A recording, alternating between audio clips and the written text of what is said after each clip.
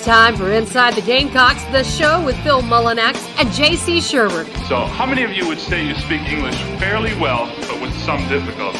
Fat, drunk, and stupid is no way to go through life, son. You play to win the game.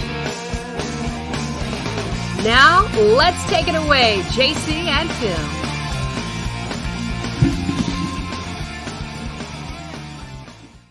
We're Inside the Gamecocks, the show. Phil Mullinax, J.C. Sherbert here with you on a hump day. Happy hump day, everyone. Game week. Everybody's excited. Really like Wednesdays now during game weeks, now that Shane Beamer's the head coach, because get to talk to the coordinators.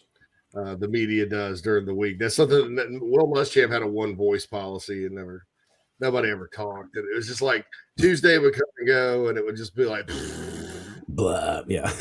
You had to hear from Marcus Satterfield and Clayton White today. We're going to switch up the schedule a little bit because we've got three outstanding guests. Phil, Yes. Why don't you tell everybody who we got on the show today in case they haven't checked Twitter in a while? Well, let's see. We have Hilary Cox coming on at 11:30 to discuss the university's new big NIL partnership. And then about 10 minutes after that, we'll also be joined by Chance Miller to talk about NIL as well. So big things going on there. Of course, JB joins us at 12:30 for his weekly drop-in to chat about the game. And big show today, JC. The big show on a big Wednesday. That's outstanding, guys. So we're going to do things a little bit different today. The first little part before we get to Hillary and then Chance, because those are pretty solid guests, I think, given the news. We're going to go through the news real quick. I'm going to give you the poll question. We're going to jump right in to the I Help Consulting mailbag because we didn't get to two of the questions yesterday. They're in depth. The Nana Sports chat box, as always. This hour is also brought to you by, sponsored exclusively by Cindy Searfoss Realtor, Caldwell Banker Kane in the upstate of South Carolina, my hometown of Spartanburg, Daniel Morgan Avenue. We appreciate Cindy. She got a little love from Jaheim Bell on Instagram as part of his NIL deal the other day. And certainly am excited about her and also about those of you that have bought beautiful new homes from Cindy since she's been an advertiser with us. That helps me tremendously and certainly gives her a sweet return on her investment. So we always appreciate that. Also, want to remind you that the entire show is presented by Manscaped. Get 20% off plus free shipping with promo code BIGSPUR at manscaped.com. If you're interested in those products, that certainly would help the show. If you're a supporter of the show, it's good to patronize and take advantage of deals like that. All right. So South Carolina did announce yesterday a major deal in the world of NIL. It's groundbreaking.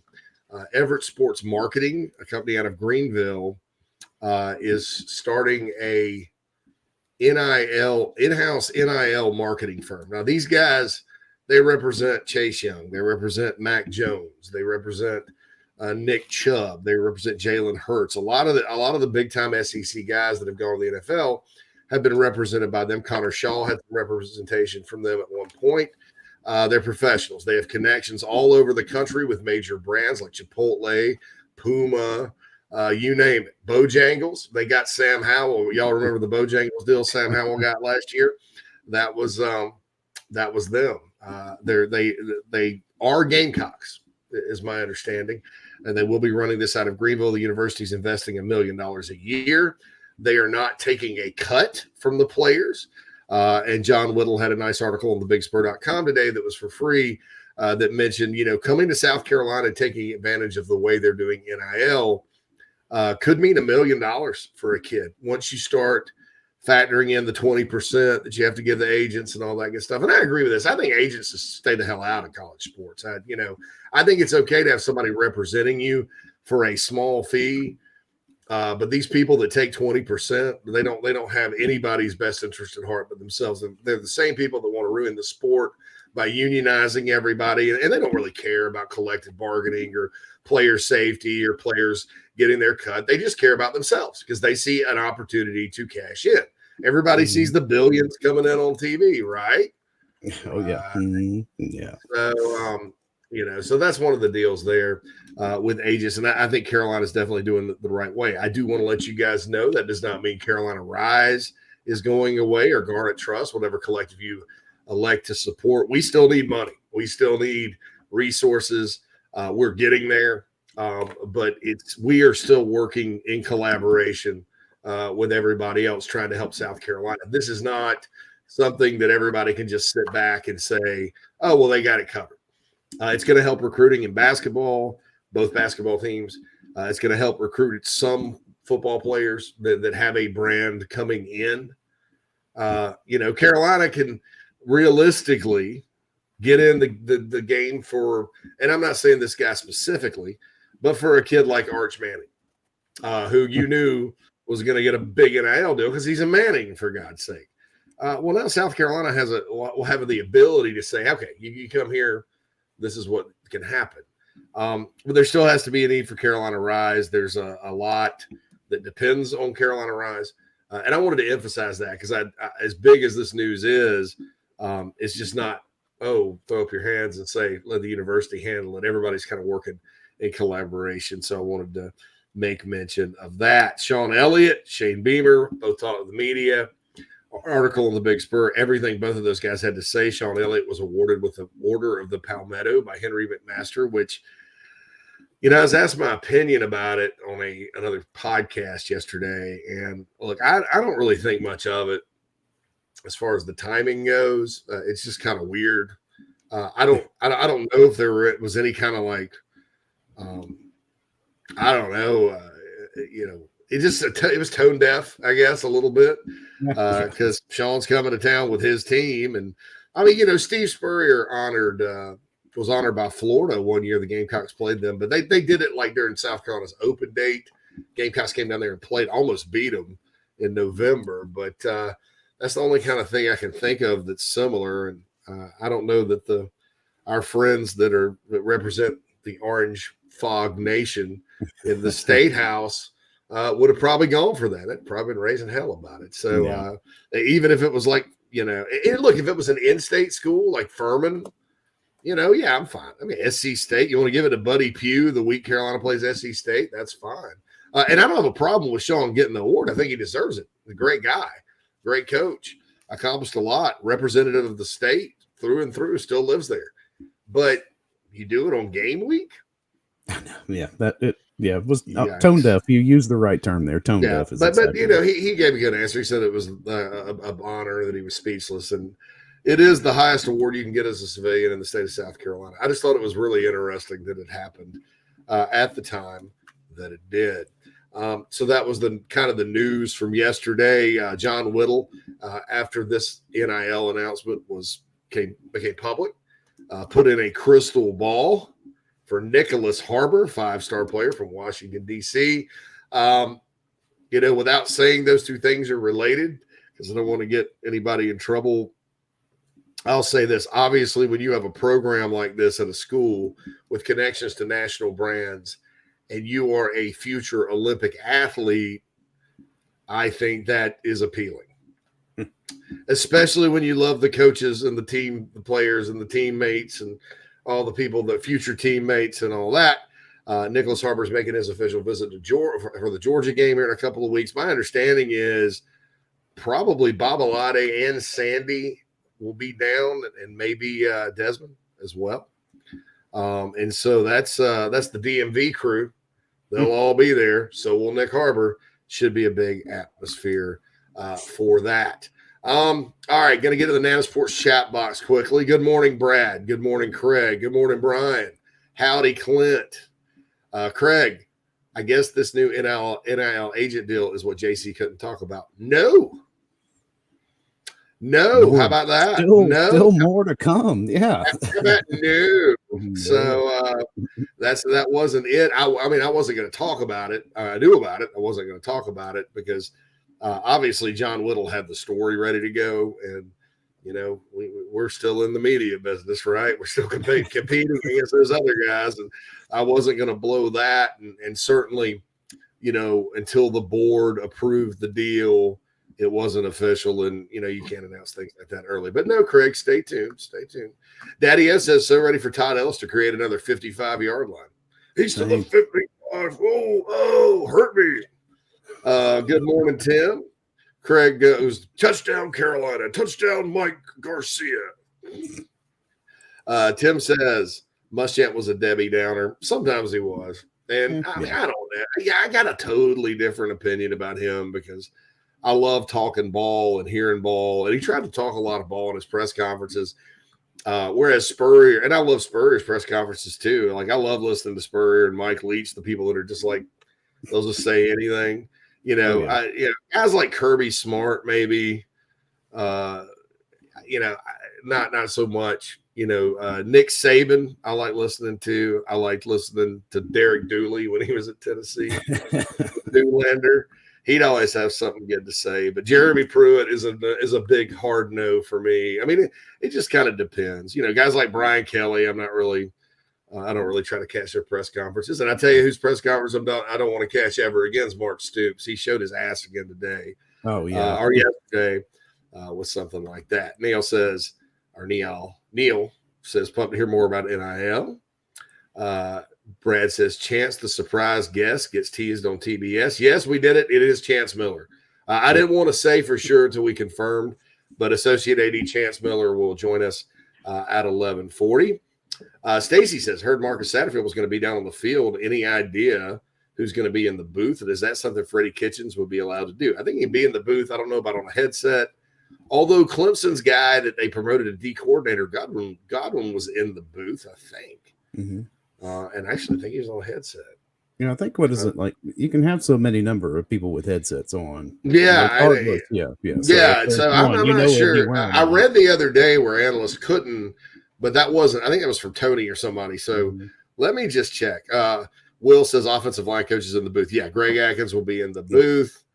Garrett says any time frame on a Harbor commitment announcement, November, December. That's what I think we're listening to.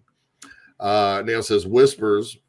When will the announcement on the live work play developments around the? And I don't know anything about that. I mean, come on, man, give me a break. Will says Todd is going to have a hell of a time with Desmond. Umeazulu's name and Babalade. Babalade is easier to pronounce than Umeazulu. Babalade, just kind of Babalade. Kara Lucas says, Tommy, who made that sack? It's Desmond Yummy Fazoli's. Oh. We're giving Todd hell, man. Man. Well, we'll all be excited to hear him call the game. Yeah, Todd calling Monson was a great one. I actually may try to find – I'm not a big fan of the broadcasting crew for the stream on Saturday night, so I may try to find I may try to sync it up with Tommy. The problem is I think if I stream the radio and then stream the video is usually a little bit behind. Like I have to put my phone down sometimes when I stream because it's about a 3-second delay. And so I'll be watching a play and I'll get cuss words sent to my phone from people that are there. and I know something bad's about to happen. I'm like, God, you're ruining the or whatever. But I may just mute the whole thing and call the game myself. Heard somebody we know gave you some play-by-play on Northwestern Nebraska the other day. Oh, yeah, that's right. Yeah, the wife. Yeah, that's right. The wife, she did pretty good. You'll be proud of me. I called the whole game. I'm like, that's awesome. Yeah, she did well. Even color, too. So it was good. It was good. Dynamite drop in, Dino. Those broadcast lessons are really paying off. Yeah. Tony said yesterday that the next announcement will blow yesterday's away. Yesterday was really big. Judson comes in on that on the Nana Sports chat box. I just wait because I obviously I know what Tony's talking about, but there may be more announcements, right? In between, just kind of chill. Don't because what I don't want to have happen is the next next announcement comes, and it's I don't want to say underwhelming because it's all important, but it may not get people as excited. Maybe knowing sometimes how things get released at South Carolina, it may come after a loss. And I don't want you guys to go wah, wah, wah about it. I'm just like, oh, wow. Clint says Kyle Markaway down to the 25 years old is my favorite. Yeah, and I understand every one of the mistakes. I understand the thought process, because it's like when he said Kentucky, Tennessee, I think the kid that made the tackle was from Tennessee, for Kentucky on that play. And then Kyle Markaway obviously is, how old was he? 148 by the time he left? At least, like 49 years old by the time he left. So I know what he was thinking, but it's tough to do some of this stuff. I get names mixed up and all that too. So yeah. Tim says Des Umashaka Zulu with the sack. Are you kidding me? Are you kidding me? So you can't tell any of us are excited for football, right? Yeah, Nana's Sports chat box is in fuego. All right, so we're going to switch gears and do something we don't. We normally wait till top of the second hour to do the I Help Consulting mailbag. But since we have Hillary and we have Chance and, then we have Jamie, we'll let those guys kind of breathe a little bit. And not have to rush to interact with you, which is always a priority with us here on Inside the Gamecocks, the show. We love our active listeners. The more active listeners we have, the better it is, the more fun it is, the more energy we have. We feed off the crowd, so to speak. And I'm loving how this is set up so far.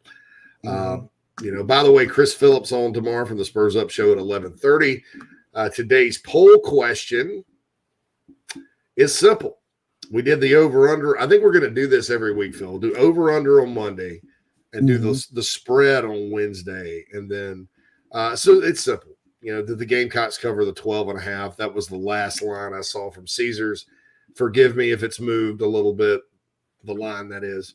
And we can, we can figure that out. I think yes. It may not be a super-duper cover, but I think yes. So far on the poll question on thebigspur.com, 83% right now say yes. Have not checked Twitter just yet, but I will. And I think that's probably similar because we're getting, we're definitely going to agree. 88% says they'll cover the 12.5. And I'm leaning towards that too. So I think that's good. You guys are kind of thinking like I am. On all of that. There's two ways to get in the I Help Consulting mailbag. I Help Consulting. How can I help you? My friend Daniel obviously can help your business save a ton of money. If you give him a call, it's all free. All free, right? You can tweet at the Big Spur Pod. And you can also email us inside the Gamecocks at gmail.com. We talk, we answer every tweet, retweet you, all that good stuff. Brad Crawford, he's coming on when, Phil?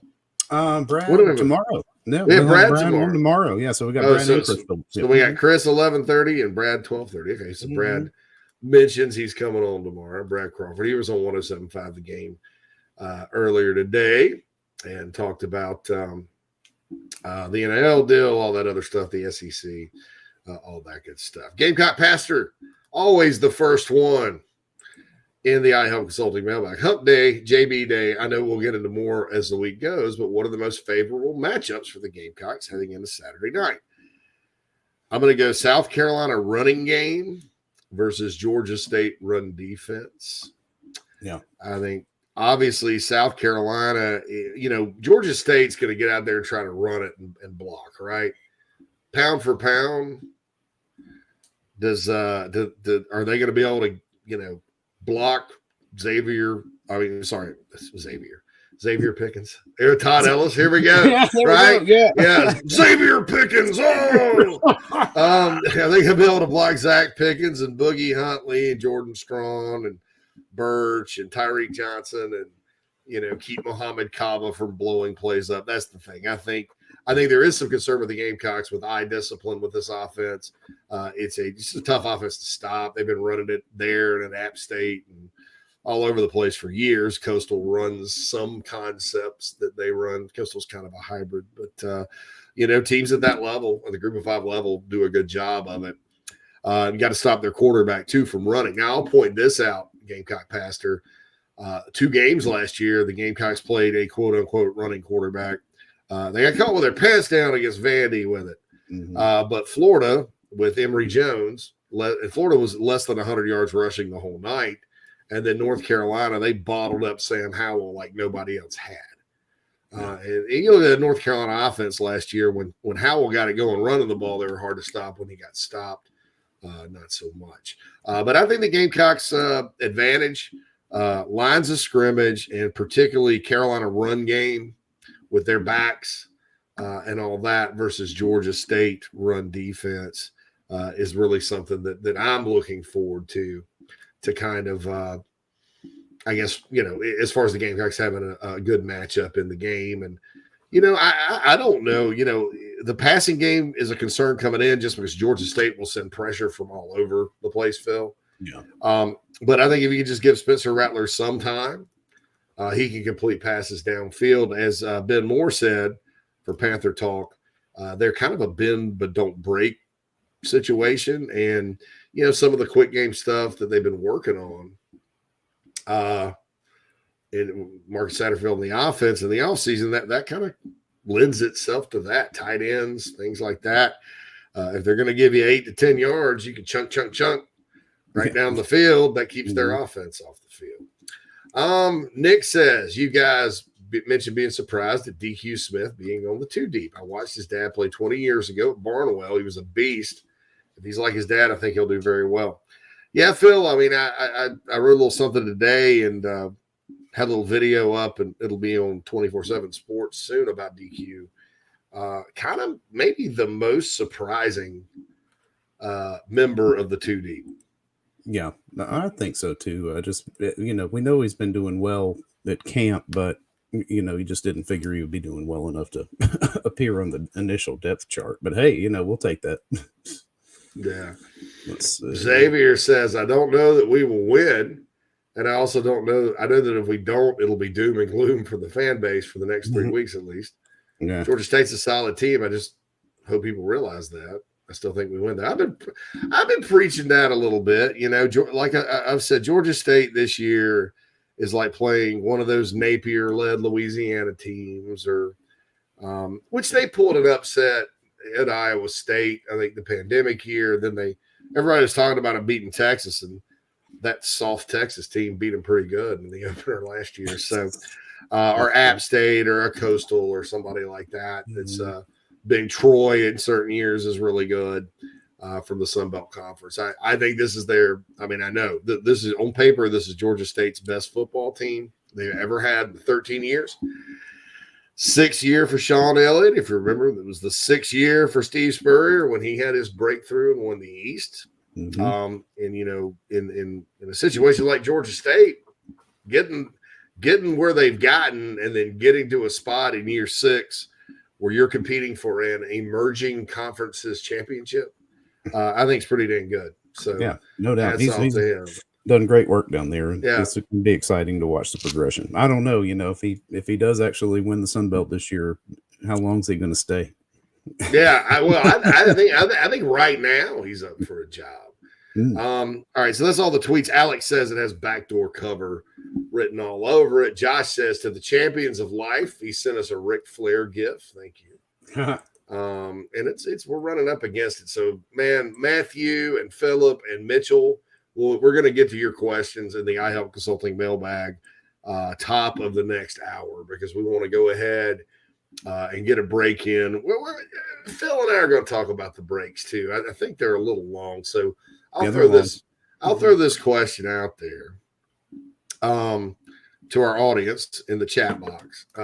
Do you guys think maybe we should do 2 breaks an hour, shorter time, or maybe just stick with the one lengthy one? Because that would mean 1, 2, 3, 4 breaks as opposed to 3, but they'd be shorter. Because I think we may have another advertiser coming in that can't be helped. Because I think it's part of a Carolina Rise deal. But anyway, let me know what you guys think in the chat box, or shoot us an email, insidethegamecocks@gmail.com. We will have a giveaway later Got some Billy G's barbecue sauce to give away, along with an Inside the Gamecocks magnet and a Carolina Rise koozie. So it's good. Also wanted to tip you guys off something. It's not just going to be for Carolina Rise members. Coming up, we're going to have what kind of like a silent auction. University has hooked up Carolina Rise with lodge seating boxes for the South Carolina State game and for the Texas A&M game. Obviously, we're trying to raise money off of that for Carolina Rise, so it'll go to the highest bidders. And these are great seats. You know, I think the asking or the starting price is pretty fair. You get 4 seats, upgraded concessions. You get a cash bar, air conditioning, bathrooms, the Traditions Club. They're on the 50, by the way.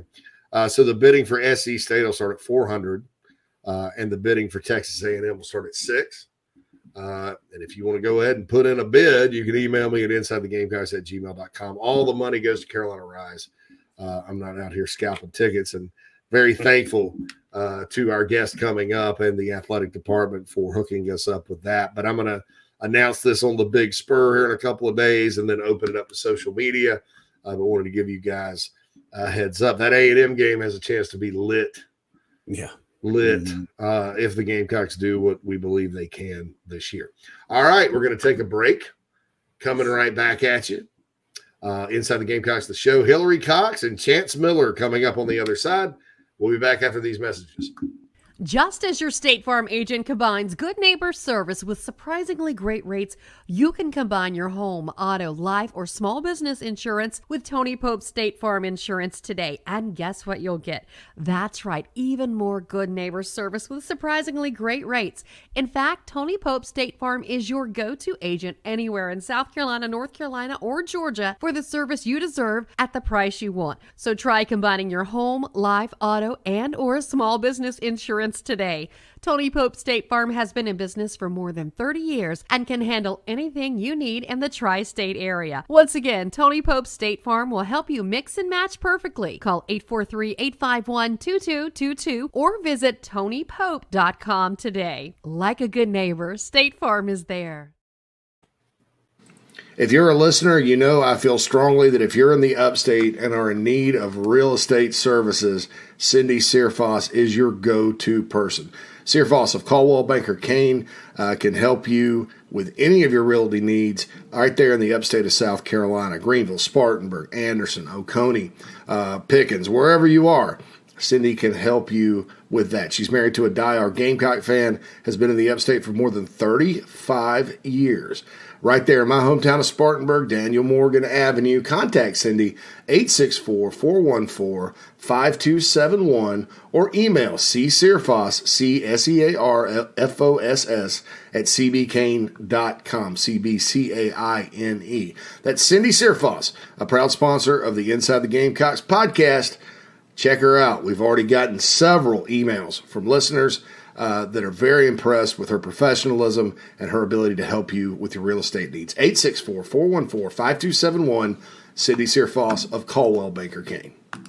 If you're looking to sell or buy multifamily property right here in South Carolina, the Burgesson team of RE/MAX at the Lake can help you get to closing fast and easy. Adam and Derek Burgesson both are very proud Gamecocks and are more than happy to assist you with any of your commercial real estate needs all across the state. You can email Adam at aburgesson@remax.net. That's ABERGESON at remax.net to get your next deal underway. The Burgesson team, proud sponsors of Inside the Gamecocks.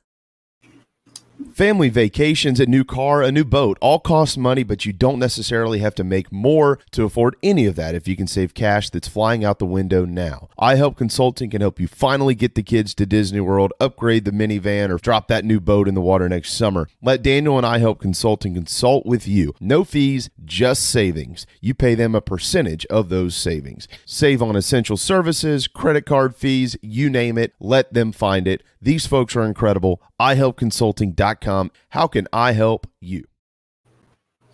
Attention golfers of all ages and skill sets. Former Gamecock golfer Meredith Taylor will be a full-time golf instructor in the Midlands of South Carolina very, very soon. You want to take advantage of this opportunity. If you're like me and you got to get a whole lot better at golf, or even if you're looking to refine your swing, Meredith is the person you need to go to. She's competing in her final USGA Mid-Amateur Tournament this summer before going full-time into teaching and coaching individuals. If you're in South Carolina, Meredith will be conducting in-person golf lessons at the Country Club of Lexington, half-hour, hour, on course. She'll play 9 or 18 with you. If you're out of state, though, this is really exciting. She'll be conducting virtual lessons. You can send in your swing for her expert analysis. Also, in November, she'll launch an online course with video instruction for all ages and skill levels. Meredith has 20-plus years of knowledge, former SEC golfer, all of that. So contact her on Twitter at @MerTaylor, at MERTAYLOR, or go to McKellarEnterprises.org. McKellar spelled MCKELLAR, Enterprises.org. Her email's on the website, so you can connect with her for any other questions. Go get your golf game in order. Take advantage of Meredith Taylor and her services. What's up? This is Jaheim Bell with the Gamecocks, and you're now listening to Inside the Gamecocks Show with JC and Phil. Thank you, Jaheim. Yes, thank you. Jaheim appears courtesy of Carolina Rise, by the way. Hope he has a big year. Appreciate the video shout out. Now we go out to the Meredith Taylor guest line and welcome in South Carolina Associate Athletic Director for NIL, Hilary Cox. Hilary, how are you doing today? Guys, I'm great. I'm doing great. How are y'all? I see the grin on your face. Any big news that happened in the last 24 hours? Just a little bit. My phone has lost its charge a few times, but for good reasons. So. Okay, so walk us through this. And I think John Whittle and the other reporters did a good job of kind of spelling it out. But how is this? Because some folks on social media that are also in the NIL space, including one guy that I was like, "You're a lawyer and you couldn't figure this out." That just was like, griping about, "Oh, we've been doing this for years," whatever. How is this different than like collectives and what other schools are doing, and sort of what sets this deal apart? Yeah, look, this is the best way I can describe all of this is NIL is a wheel, right? And you've got the center of the wheel. And here at South Carolina, that's me, my position, right? Just making sure that everybody's kind of working in the same direction. And then we have different spokes, which kind of represent the different areas. And so this ESM Park Avenue deal is a whole new spoke within our wheel. It focuses in on national brands. It focuses in on the complete process, the process of finding the deals, getting the deals completely executed from start to finish, and then even helping produce content for the deliverables, right? So we're talking now we have 5 full-time staff members who are just working with South Carolina NIL. And some of those staff members include content creators. And so what they can do is now partner with a business who says, I need a commercial. I need a 15-second commercial to go on my social media. And Park Avenue can come up with the concept, produce it, and publish it. And so that's where it has not been done. And I've seen people saying that online. There's nothing like this. This is its own. These are professionals who are experts at this. And it's not going to replace anything else that we're doing, right? It is just a complimentary service. We need everything else. We need the collectives like Carolina Rise. We need that around us because the more spokes on our wheel that we can fill, the better it's going to be for our student athletes. Absolutely. Carolina Rise, definitely not going anywhere. And I didn't think it should. I mean, I thought like you said, there's a need for a lot of different spokes in that. Well, tell me about Everett Sports Marketing. I've heard, obviously I'm from the upstate, so I've heard of them. I have some friends that know who they are. They have some connections to USC, obviously. But they have connections to a lot of other big name players and big name brands. So kind of walk us through, what they specifically, what was so, besides them being Gamecocks, what was so attractive about that particular company to kind of create these synergies you guys are going to create? look, I think our partnership, people are going to try to replicate it, but what they don't have is this synergy that you just talked about, this connection. Like the stars really aligned for us. It made the most sense with ESM. We started having those conversations years ago. And I remember Chance calling me and saying, "Hey, I met these guys and they are brilliant. They are so good at what they do. They can help us with NIL." And I did the whole, "Oh, Chance, you're crazy. You got another crazy idea. What are you going to get me into?" And so we initially talked to them, and I mean, within 5 minutes of their presentation, you guys, I had chill bumps because I was like, these guys are brilliant. Like this is going to change the game. And we figured that out back in July of 2021. But we had a state law that just prohibited facilitation. And so what we had to do was just kind of wait, and the time was right. And once that state law got suspended, man, here we go. And you just have to meet them. You have to see them. You have to see what they can do. I can't do them any justice. I mean, there's an energy about them that is just contagious and great for us, but they are brilliant and they are diligent in, how they go about procurement of deals, and it's very technical. So the stars really aligned for this one, and we're really excited. Outstanding. Well, let's bring in the man the myth, the legend that you mentioned before. South Carolina Associate AD Chance Miller joins us here on Inside the Gamecocks show. Chance, how's it going today, man? It's good. JC, Phil, thank you for having me. Appreciate it. Sir.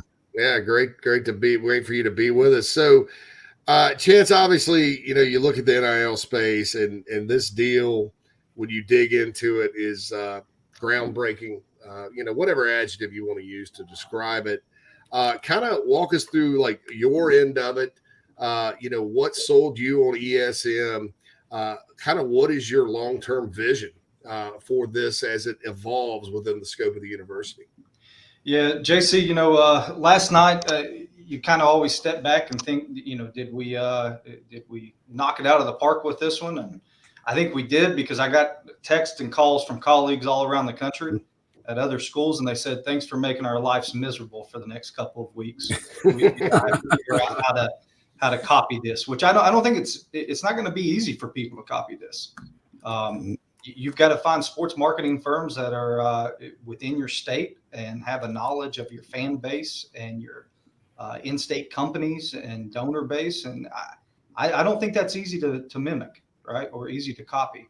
And I met Dan and Jeff, and they probably don't even remember this. So when I was at the NCAA, I used to get to travel around and go to professional sporting events, meet with agents, marketing reps, what have you. And every year, myself and another colleague would go down to the Senior Bowl in Mobile, Alabama. And I met Dan and Jeff at Wenzel's at an oyster house in Mobile, Alabama, probably 15 years ago. And really liked the guys, thought they were innovative in some of the approaches that they were taking. And Dan was just really innovative with how he was building equity for his athletes, for his clients, and represented a lot of corporate brands as well. So there was good synergy there, and just stayed in contact with them. And when I took the job here at South Carolina, they represented a lot of our former Gamecocks. One of them in particular, Connor Shaw. They did a phenomenal job with Connor. Did a lot of corporate branding with him, helped him set up his camps, his LLC, and really got Connor a lot of deals that he's still carrying with him to this day. And when name, image, and likeness started coming about and we knew we were going to have to get involved, Connor called me and he said, "Hey, what about my guys up the road?" And I said, "Yeah, I really like those guys." And he said, "Well, let me bring them down here."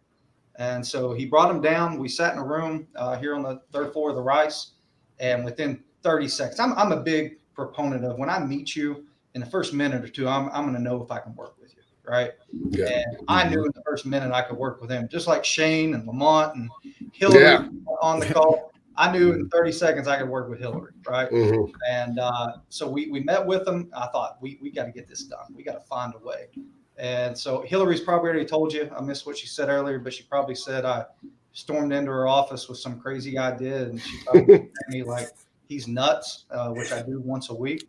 I don't know if Hilary, you might remember this. I got up on your whiteboard and I drew a diagram of what our name, image, and likeness need to look like. And I said, this is where we're going to get to. Now, I would have liked to got there a lot sooner, but here's where we're at, right? And Dan and Jeff, I really like them because they were willing to go all in with us, right? All in, give us an exclusive, and bring people in that were really qualified that could take our student athletes to the next level. And before I go further, I do want to say, JC, what you guys have done with Carolina Rise has been phenomenal for us. It has helped our student athletes. Our donors and our fans are starting to get more involved, and we still need that, right? We need the collectives like everybody else in the country has. But what we wanted to do is the collectives are really, that's our donor and fan base that spend money with us that are now giving to you as well. And so it's kind of redistributing the pie a little bit. We hope to grow that, right? Your fan base. But now with Everett, they're able to go get corporate branding dollars that grows that pie even more. And that's something that I think is innovative and that other people are not doing. And it gives us a head start on everybody. So to kind of put it in perspective for the fans out there, it's like the difference between the Gamecock Club and maybe Gamecock sports properties. To a certain extent, Gamecock Club kind of gives money for scholarships, things like that. And then I guess sports properties goes out and they're responsible for the Bojangles ads and stuff. Yeah, I'm kind of guessing there, but that's kind of that's right. I mean, Bojangles is not donating money to help fund scholarships, right? Right, exactly. Correctly. But they will advertise with our student athletes. Sure. And that's what we're looking to do. Outstanding.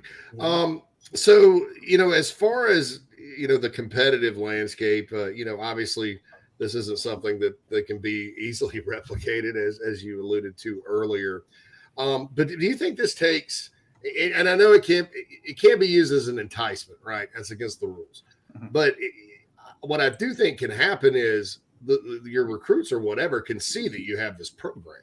And so that has to be a great selling point. And I think that's what fans are kind of looking at it as, is something that, when a student athlete may come in and be interested in Carolina that has the opportunity right away. And I used Arch Manning for an example because he's a Manning, right? You knew he was going to get an NIL deal wherever. Does this kind of maybe put Carolina on more of an even footing with some of these guys that, and I'm not talking about the guys that get $9 million from the collective or whatever that you don't know what's happening. The actual legit dudes and gals that have already that marketability. You think this puts Carolina more on an even footing? Well, JC, I'll tell you this, and I'm not going to take credit for recruiting because we've got some amazing coaches that we have on staff here. But I have been in those recruiting conversations when NIL pops up, right? And some of the recent commitments you've seen, I've been on the phone with them and on FaceTime with them. And when they come up and they say, what is my number? I'm a big proponent of, I tell them all the time, I'm not giving you a number because that caps you, right? We should never give a number because people that are giving them a number, they're only going to work that hard to get them to that number and they're going to move on. And I met with one recent football recruit. I think the coaches got a little tense when I started talking to them. They just humor me here. Tell me what your number is. Like, what's the number that everybody else has been giving you? And they said 25,000, and I actually laughed. And they looked at me, and I said, guys, I'm just going to be real honest with you. If you're making a decision off 4 years of 25,000, you're not the right person for our culture. And I said, here's the deal, though. I said, Carolina Rise just got our baseball guys a whole lot more than 25,000 to not sign with the professional team and to come back. And I said, we've got this thing, and I talked about ESM, what we were going to do and how we were going to unveil it, and they were going to have access to it, and they were going to have access to develop branding and corporate relationships that they could carry forward, not just for 1 year to get that one number, right? This is a 3-4 year process. And then when they leave to go pro, they carry those with them, right? They carry those relationships with them, that branding with them. They carry equity stakes that ESM might be able to get them in certain businesses. And I mean, knock on wood, I think it's been going pretty well in the recruiting pitch. I think these recruits are saying, you know what? Yeah, they're only promising me a number for a year. What happens after a year? Nobody's talking about that. And this sets us up to be able to compete year after year. Talking with Chance Miller and Hilary Cox here on Inside the Gamecocks, the show. And when you look at ESM in and of itself, so walk us through kind of the structure. I saw where, and either one of you can answer this if you want. I saw where, it was going to be housed in Columbia, but now they're going to house it in Greenville, South Carolina. I'm assuming downtown. Their offices are downtown in Greenville.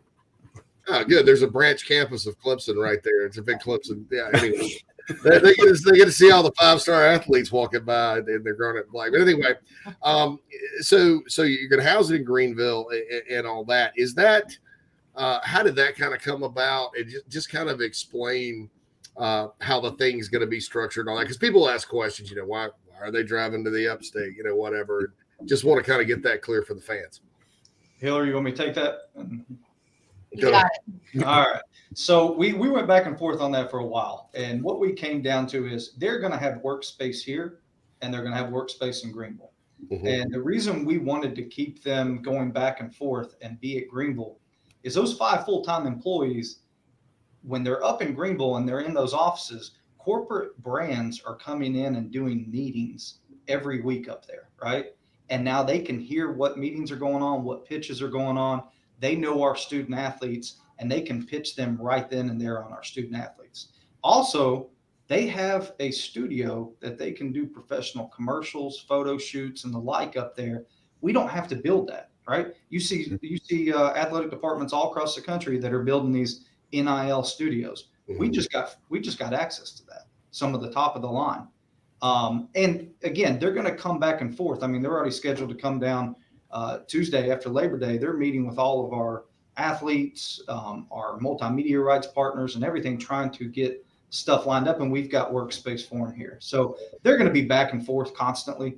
And I could foresee 1 week they're down here the entire week. 1 week they're back in Greenville.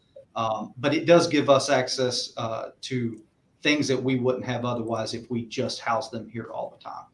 And to give you an example of how that works, one of the young women that they hired that has a background in social media and content advertising on social media platforms, they represent the, and Hilary, correct me if I'm wrong, the Cavalier twins, right? Is that how you say it? Yeah. Oh, yeah.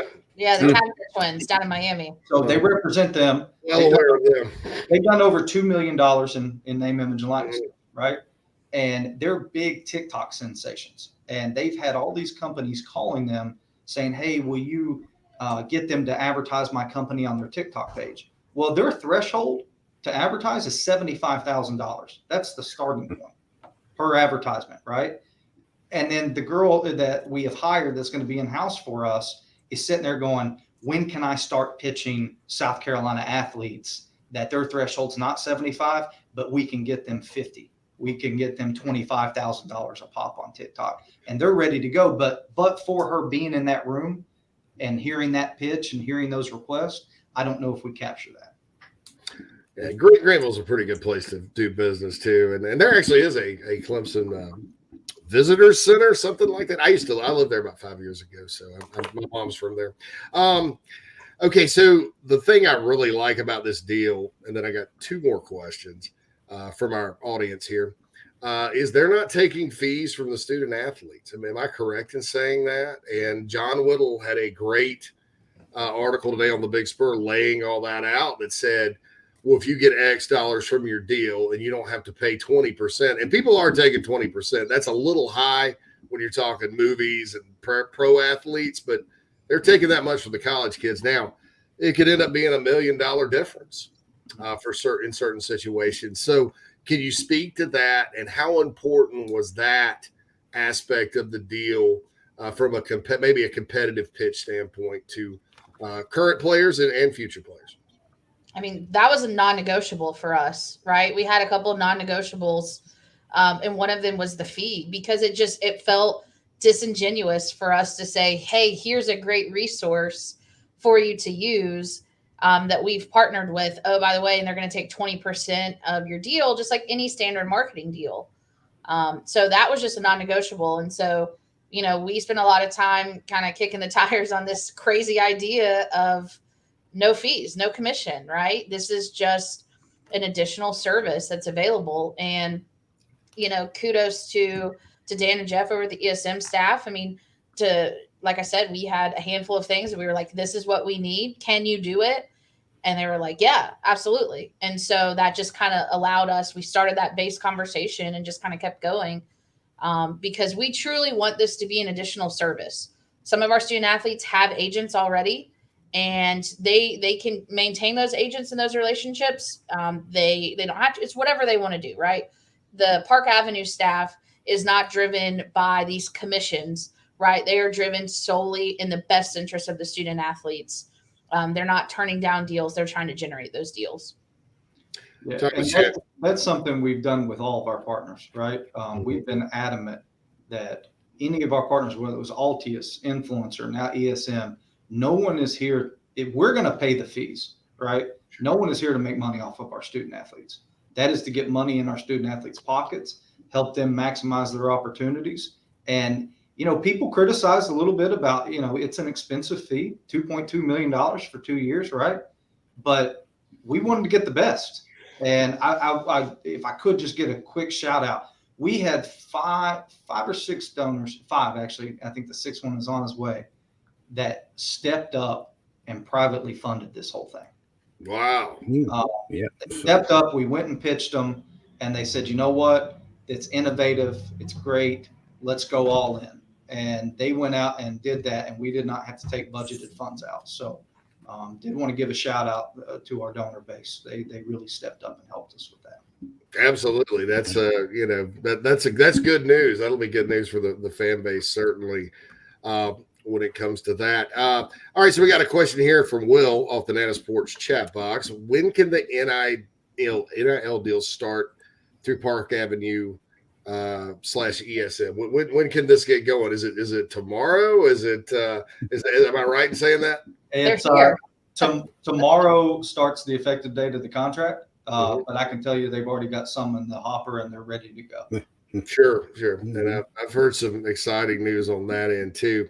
All right, so Justin has a good question here. Can we ask about, all right, so the future, and are you guys already looking ahead after the 2-year mark, 5 years, 10 years? What does that look like on y'all's end? How does Carolina stay ahead and stay at the tip of the spear? Because we know this is always evolving and changing and stuff, right?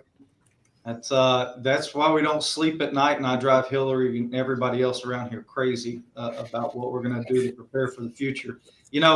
College athletics is going to change drastically in the next 2 years. I think we can all agree to that. It's going to happen.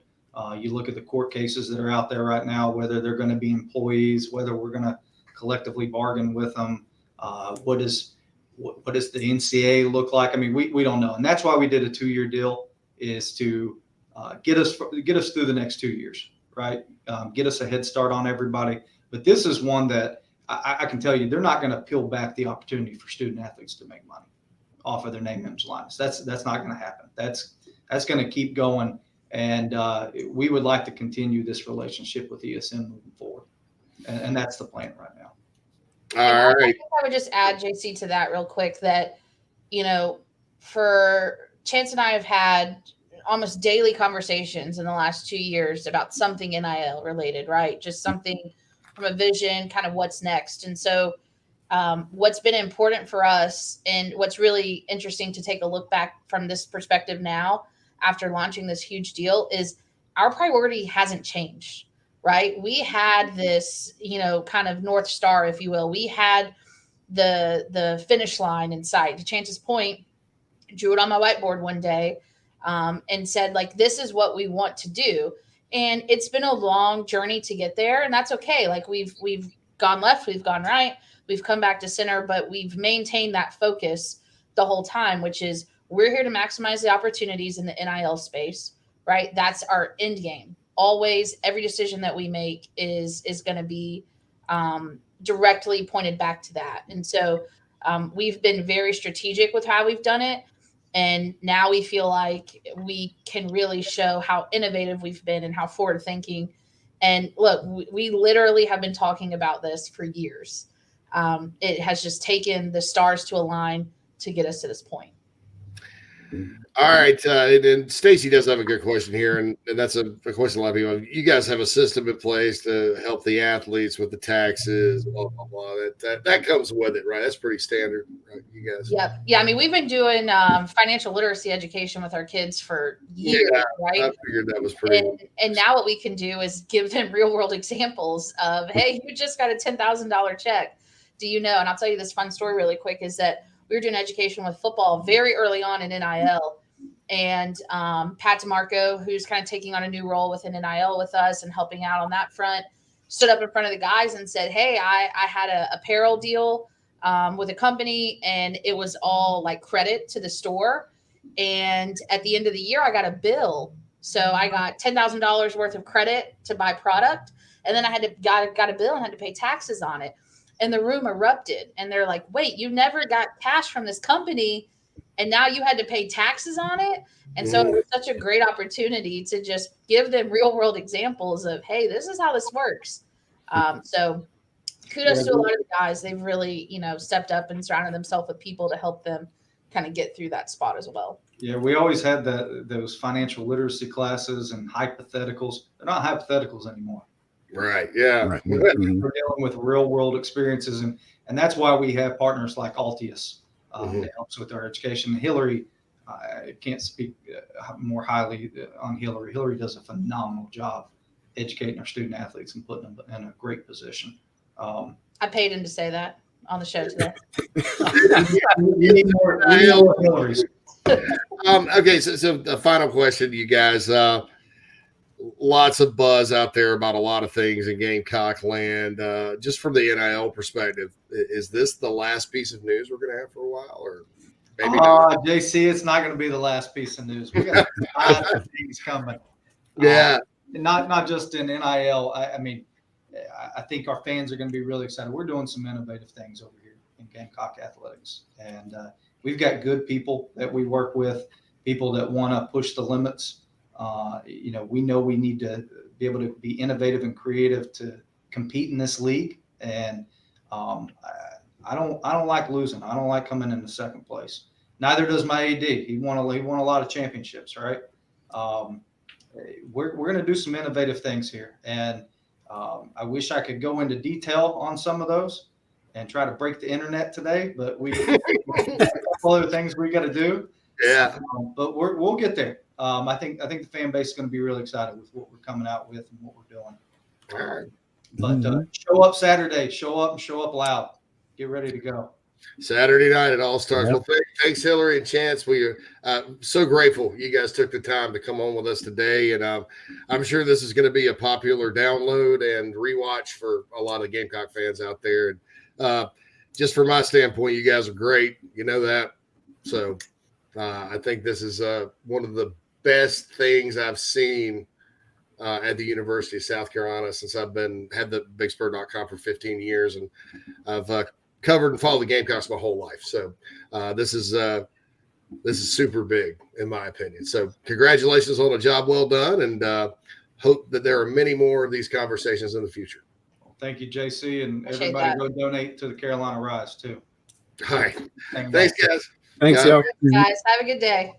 So what a great conversation, Phil. Yeah, no doubt. It's exciting to hear the innovation happening. And he didn't have to worry about breaking the internet. They've already got it smoking pretty good right now. There's a lot of speculation out there with a lot of stuff, but throwing around a lot of wild stuff. But good to hear their support for the athletes. I'm a big fan of those two. I've had a chance to sit down with them and meet about Carolina Rise, and just like I said, they're supportive. Like I said, the lodge box seating. I think I'm saying lodge. It's not loge, is it? It's lodge, right? So, they're those seats like they have at baseball games where you kind of sit at a table and you watch the game. Anyway, yeah. But they hooked me up with those. I've got some other stuff in the university they've hooked up with. We work well together, and with Carolina Rise. But man, that you start talking about major brands, Phil. I don't care what you are. Those are. I think in our country we talk about big corporations all the time being loaded with cash. Mm-hmm. Those are the type of relationships that can really take your student athletes to the next level and get them a fair share. And your sister actually chimes in here. Oh. And, here we go. She says, "This is great, Kelly. So much money has been made off these athletes' name, image, and likeness. It's the hard work that has produced the millions. They should be compensated." That's a good thing there, Kel. So I think like what Chance said too. I think it's it should definitely be stated that you don't have to, I think, get tempted by enticement as much as you do when the university itself is on the forefront of that. I mean, you don't have to go in there and, drop McDonald's bags and stuff off with kids because you could just point at the university and say, hey, look what we're doing here, in the forefront of everything. Yeah. I mean, it's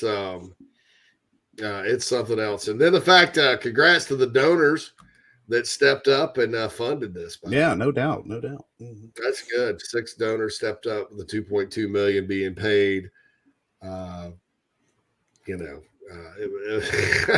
That's quite a good donation. And look, and this is good. Like if you're a donor, you're out there and you helped with this, you need to be happy and pat yourself on the back, because so often, and even different schools, guys, if they're not accustomed to NIL and things like that, their donors aren't coming in. Some of them give to collectives or whatever. So pat yourself on the back, Carolina people, for getting behind that and funding NIL, the University of South Carolina. I think, and I'll be honest, Phil, before, and we'll go to break here in a second. Jamie Bradford coming up bottom of the hour. I know he's been listening. He's been tweeting about this segment. So I'm curious to get his take on all this. I was concerned, and this is part of the reason I started Carolina Rise. I was concerned when this all came about, because Hilary and Chance's job, in my opinion, is to maximize opportunities for their student athlete, but they're also an athletic department functions because they want to win, right? And when you start talking about, well, all these other schools are going to buy up the good players, that's part of the reason I was like, man, you can't just go down like this, And of course, the state law was in place at the time when I started or came up with the idea. I was like, this is going to take a massive effort and a different way of thinking, because I think around Carolina for so long, a lot of folks don't think, they may just kind of think the school up the road is the only one that ever pays players, and that's not true. But it's just one of those things where, it's going to take kind of a different amount of resources. You know what I'm saying? And for them to step up with that amount of money, 7 figures, to get this done, I think is absolutely tremendous. I think that's a tribute to that. Kind of shows you that there is a commitment there at Carolina to getting things done at the highest level. So that's hats off to whoever those folks are. I don't know who they are, but hats off to them. Obviously. Okay. Hour number 1 in the books, presented as always by Manscaped, and Phil and I both got some products from Manscaped, and I will tell you about those here in a second. They came in the mail on week. I call it my week 0 kit, right? Because the week 0 kit. Support for this podcast is brought to you by Manscaped, the best in men's below the waist grooming, precision engineered tools for your family jewels. They recently launched this, and this is what we got: the ultimate men's hygiene bundle, the performance package. 5 million men worldwide trust Manscaped. 20% off, free shipping worldwide with the code Big Spur. That's just Big Spur at manscaped.com. Performance package has the Lawnmower 4.0 trimmer, the Weed Whacker ear and nose hair trimmer. I've gotten a lot of use out of that myself.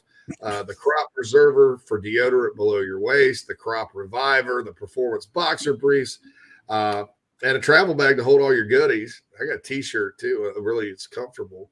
And so you can get it done. You can get it done with Manscaped.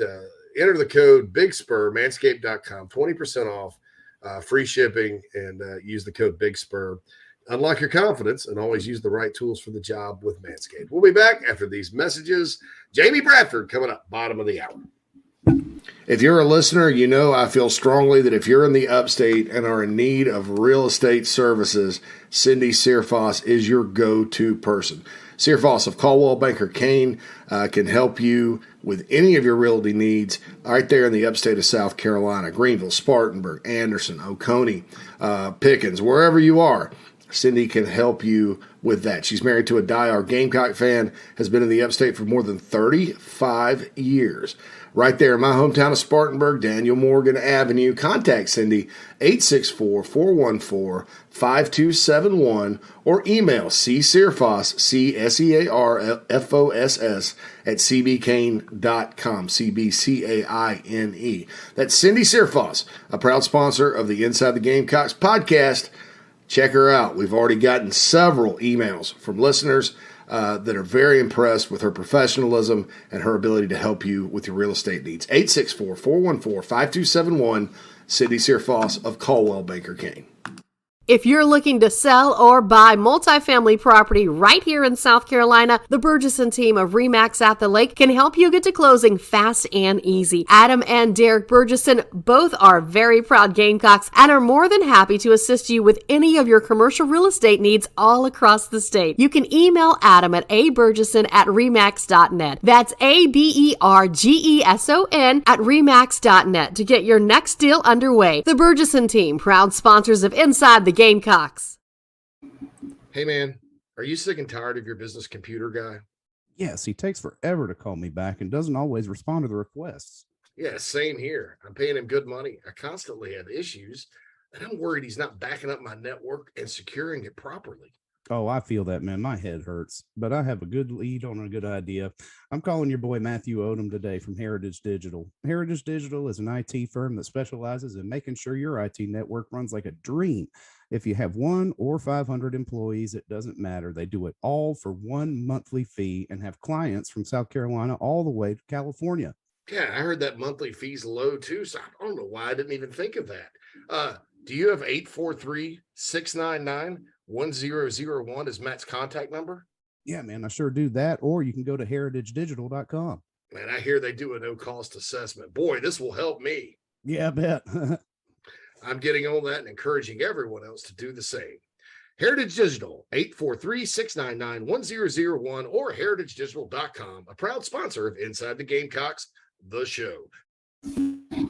Family vacations, a new car, a new boat, all cost money, but you don't necessarily have to make more to afford any of that if you can save cash that's flying out the window now. iHelp Consulting can help you finally get the kids to Disney World, upgrade the minivan, or drop that new boat in the water next summer. Let Daniel and iHelp Consulting consult with you. No fees, just savings. You pay them a percentage of those savings. Save on essential services, credit card fees, you name it. Let them find it. These folks are incredible. iHelpConsulting.com.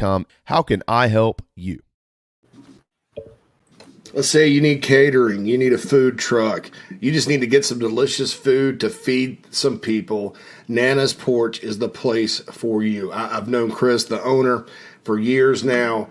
They helped with the Big Spur golf tournament, catering it. It was delicious. I highly encourage you to go visit nanasporch.com. That's nanasporch.com right now to take a look at their services, their menu items, everything you may need for your event, the professionalism, the food, the taste.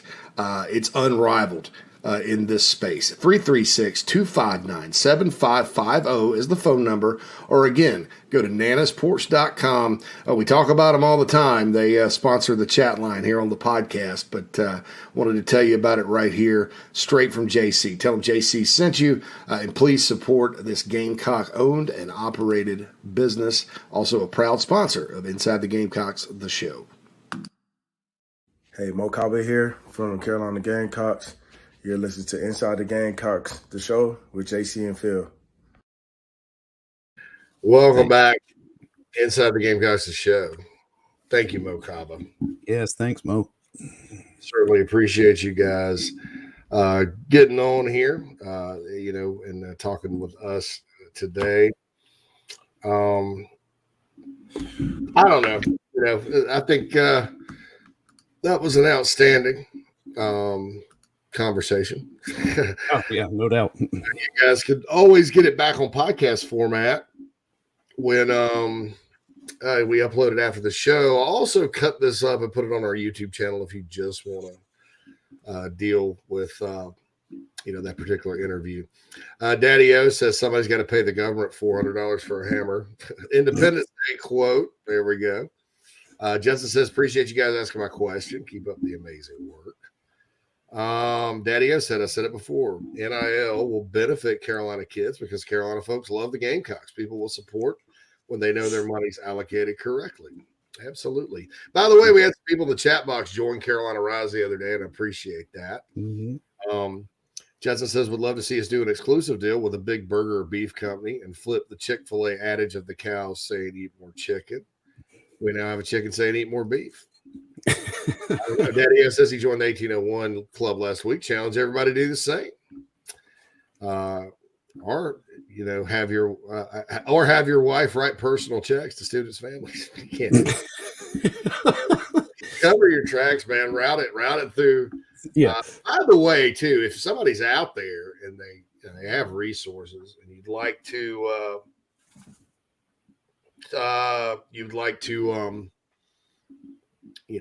if you have a specific player, you want to get to or something, we can always hook that up. If you want a specific sport, we can hook that up. Just hit me up. That's no problem there. We're in a new era, like we said, and we'll see how this marketing thing works out. I think it's exciting news. I'll just say this: it's happy that the donors stepped up with that. But also, keep in mind with these deals that they're going to take a while to get going. And with this type of business too, somebody pointed out to me, there has to be the value there too. I mean, and so the value, maybe you guys are sitting there looking at okay, so I'll use Nick Harbor as an example once he gets to campus. Okay. The value there for him, for a company or a brand, is through the roof. Whereas maybe the quarterback this time with Tennessee isn't a good example. I'm gonna pull up somebody else here, okay? And not Arch Manning either. All right, Cormani McClain, right? From Lakeland, Florida, number 3 player in the country, crystal ball to Florida, 6'2", 165. That guy's not, he's a 5-star. He may have some social media following, whatever. But, the money that they're going to pay out of the Gator Collective to get him is astronomical compared to what a brand is going to give him straight out. So that's why the collectives are still important, because through a collective, once they get to camp, I mean, you could cut them a deal where, it doesn't necessarily have value to a Burger King or somebody like that, but it has value to your audience, our audience here, the collective's audience, Cindy Searfoss's audience, right? It does have value. And so that's kind of what you got to look at, with all that, when you're kind of just assuming that there's just it's not like this big slush fund or anything like that. These are actual professional types of deals. Okay, so we want to go a little longer with Jamie today. So what we're going to do, we're going to take our final break, right? So we're gonna take a break here, right, Phil? He hadn't jumped in yet, so we're still good. We'll go ahead and hit the break and come back. Okay. Can we do that? Is that possible technically? I can make anything happen. Okay, I was just gonna say if it's not, that's fine. So what we'll do, we'll take a break. Phil's gonna read the Manscaped reader for you guys. Hour number 2, by the way, sponsored by the Burgess and team at Remax by the Lake. And then we're gonna talk to Jamie for the rest of the show and just have a big old nice reunion like we used to do on Wednesdays when you watch JB and Goldwater. Y'all remember that? That was my favorite segment to do. Now, I have to say, my favorite thing to do every day is to come in here and talk to Phil and all you guys because I love you guys. But I still have fond memories of my days on JB and Goldwater, right? Well, that's why he's here. impressive interview with Hilary and Chance, by the way. It's so many times I think at Carolina we kind of get mad at this person, mad at that person because the winning doesn't take place. So it's easy to it's better to kind of sit and talk to people. And I think you guys learned something today about Chance and Hilary. All right, taking a break. These messages, JB, the Bradford Files is what we're calling it on the other side, right here on Inside the Gamecocks, the show.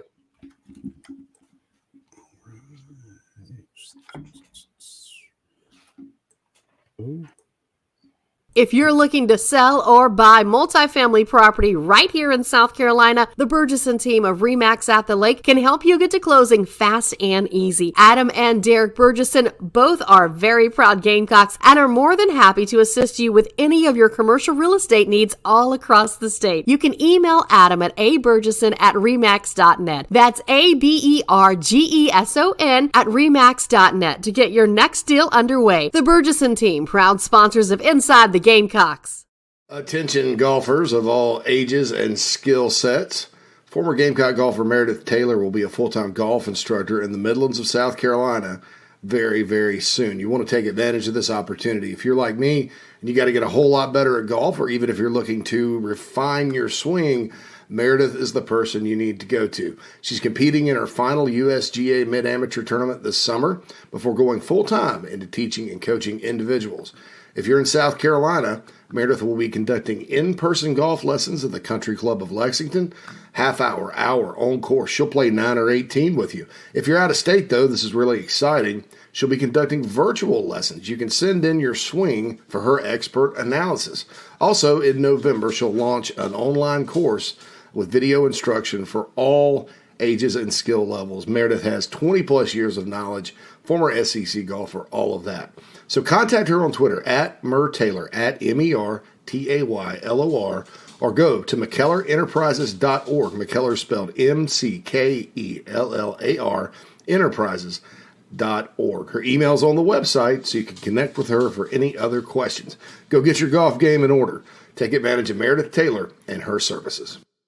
Family vacations, a new car, a new boat, all cost money, but you don't necessarily have to make more to afford any of that if you can save cash that's flying out the window now. iHelp Consulting can help you finally get the kids to Disney World, upgrade the minivan, or drop that new boat in the water next summer. Let Daniel and iHelp Consulting consult with you. No fees, just savings. You pay them a percentage of those savings. Save on essential services, credit card fees, you name it. Let them find it. These folks are incredible. iHelpConsulting.com. How can I help you? Hey, man, are you sick and tired of your business computer guy? Yes, he takes forever to call me back and doesn't always respond to the requests. Yeah, same here. I'm paying him good money. I constantly have issues, and I'm worried he's not backing up my network and securing it properly. Oh, I feel that, man. My head hurts, but I have a good lead on a good idea. I'm calling your boy Matthew Odom today from Heritage Digital. Heritage Digital is an IT firm that specializes in making sure your IT network runs like a dream. If you have 1 or 500 employees, it doesn't matter. They do it all for one monthly fee and have clients from South Carolina all the way to California. Yeah, I heard that monthly fee's low too, so I don't know why I didn't even think of that. Do you have 843-699-1001 as Matt's contact number? Yeah, man, I sure do that. Or you can go to heritagedigital.com. Man, I hear they do a no-cost assessment. Boy, this will help me. Yeah, I bet. I'm getting on that and encouraging everyone else to do the same. Heritage Digital, 843-699-1001 or heritagedigital.com, a proud sponsor of Inside the Gamecocks, the show. Hey folks, JC here. I've told you about Nana's Porch over and over again. They sponsor our chat box only. Don't take my word for it, though. I wanted you to hear from Gamecock pitcher Noah Hall about our sponsor, Nana's Porch, nanasporch.com. Go there, food truck, catering, whatever you need. Take it away, Noah. What's up, Gamecock fans? This is pitcher Noah Hall. If you want some delicious food for your event, I suggest visiting nanasporch.com today to find out what they all have to offer. It's really good Southern cuisine based out of Charlotte, my hometown. I hope you guys go check it out. Go Cox and go Nanas. Yep, time to get back to the show. Shoot. All right, my man. Welcome in, everybody. Bill, Back to the final, well, not half hour, but segment, we'll call it. Yeah, we're going the distance. We're going for speed. We didn't play Chief, man. Phil. Didn't I missed it? We got in with the early thing here. Well, I tell you, like Hilary and Chance's phone, mine's been blowing up all day today too. So it's been wow. Lots of stuff going on. Mm-hmm. So let me tell them about our title sponsor here. That's right. We are brought to you by Manscaped. Let's see. I love it. I'm really off my game today, guys, but that's all right. Manscaped, the Performance Package 4.0 by Manscaped has arrived, and it is a game changer. Guys, I can't tell you how much I've enjoyed using the products here over the past couple of days in our week 0 prep. But we've got 20% off and free shipping with Big Spur at manscaped.com. That's 20% off with free shipping at manscaped.com and use the code Big Spur. Unlock your confidence and always use the right tools for the right job with Manscaped. All right. Code Big Spur. 20% off. Big Spur. Get it going, man. Get it going. You need this. Jamie, you need this. We all need this in our life. It's refreshing. The missus has appreciated it. Yes. Love the Manscaped stuff. JC, the spur your impression. Long ways to go, my man. Long ways to go. I tell everybody, it's not a spur your impression. It's me impersonating James Bates impersonating Spurrier. My true Spurrier impression is lower voice. He's not up here because he really never talked up here. It's kind of down here because he talked like this. You say, hey, well, I don't know, But then I started listening to Bates do it. It was just so funny that I just copied him. And so now it's like a copy of a copy, and that always sucks. But, One day, if Shane's really got this whole thing under control and, they're having a nice run, hopefully that happens. Maybe somebody – trying to think of who we could put up to the task to do this. Maybe Hale jokes with Shane a decent amount in the press conferences. I know some other guys do, but somebody's got to challenge him to try to do one of his PCs and just answer the questions in a Spurrier voice. Well, yeah. Shane has a Spurrier voice? I don't know. I that's what I'm saying. I don't know, but somebody needs to you got to be. You can't just if you're 2-4. Then it ain't gonna work. But I mean, if things are going well, have some fun with it. I don't know. Shane would do something like that, but he also doesn't want to look like a moron doing it if they're not playing well. So yeah, no doubt. Jamie Bradford with the Bradford Files. That's what we're calling it. By the way, folks, if you get our YouTube page after the show, we do stream there, but I've also made some adjustments on the page where you can find like a section. We have Wando's World, which is Michael Flint's interviews. We have Golf in the Gamecocks with Meredith Taylor. We have Gamecock Media, right? That all the Gamecock Media ecosystem, guys like David Cloninger, Chris Phillips, all those guys. And then we have the Bradford Files. And those have been pretty popular, but I got them all arranged. How did I forget the Middle Edge with Sawyer Hills? Yep. It's all right there on our YouTube page. So if you guys want to find, don't want to listen to the whole show for 2 hours, you can always go to YouTube and catch our interviews. The best stuff's Wando, or you call him Wando, but I just call him Mike or Flint. Or I call him other things, but I'm not. We can't say there's no alliteration there, Jamie. It's like, what is it? Flint's Fox House, Flint's Follies, Flint's Focus, I guess. Flint's Focus. Yeah. But I got Wando's World, and I think I've got one of his glamour shots up there as the thumbnail. He's like smiling. I love the shot. Yeah. I'm like, I got a business thing, and I'm like, that's good. I couldn't find one of him playing. So, but then he's up there, and Wando's on with us with Friday.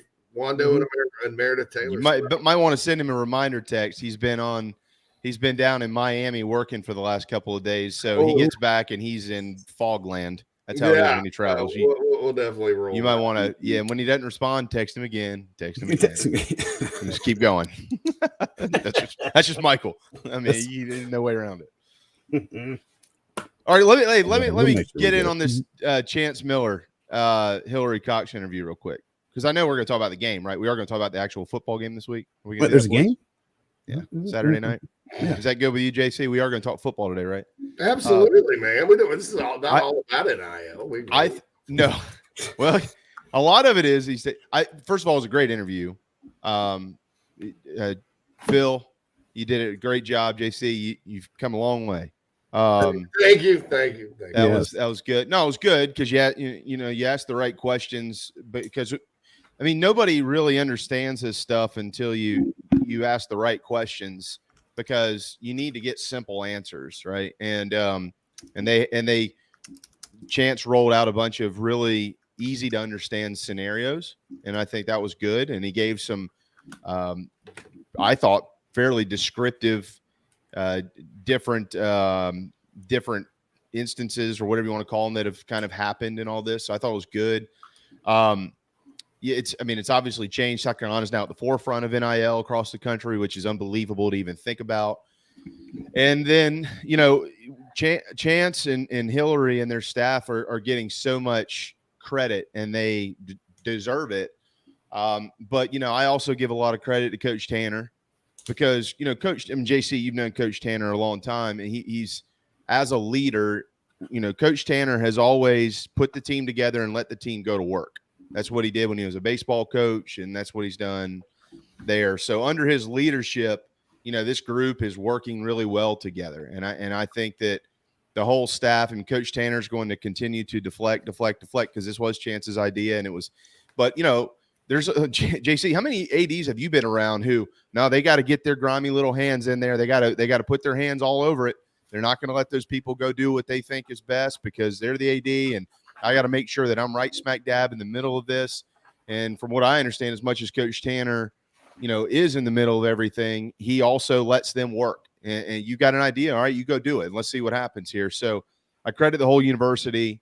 I think this is an outstanding step in the right direction for all athletes at South Carolina, not just in football.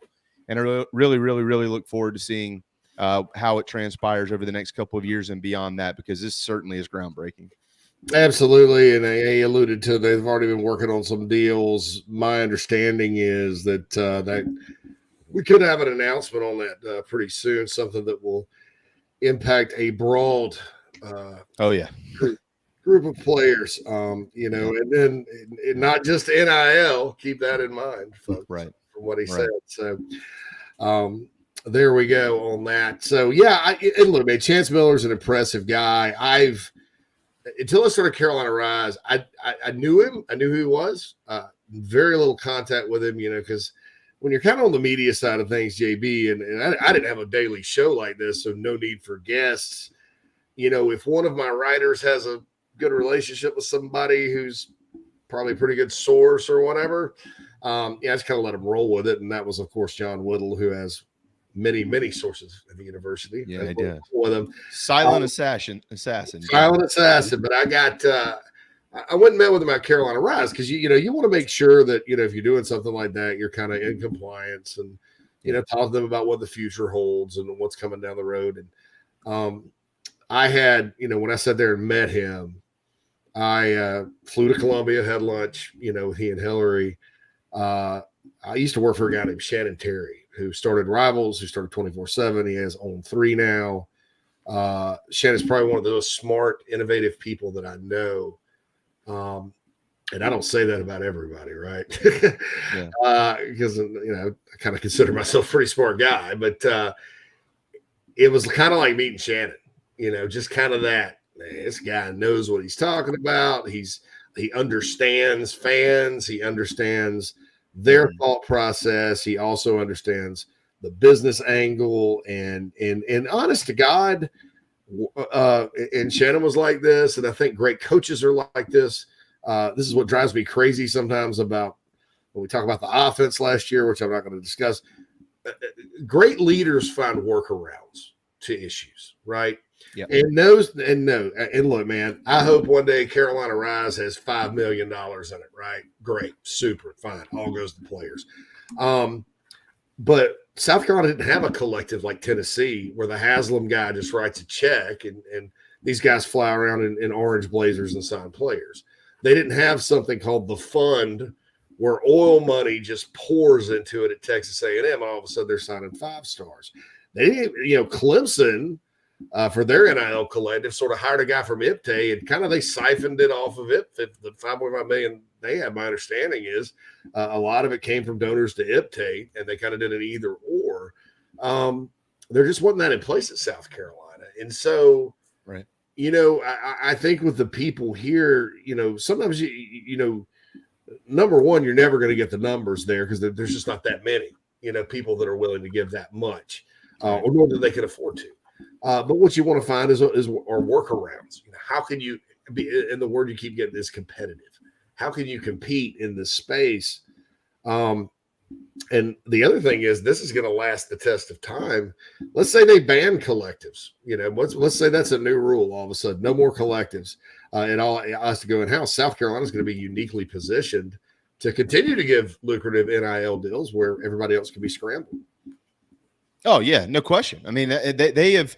I like how Hilary worded one of her answers earlier, and you got one big wheel and you've got a lot of different spokes on it.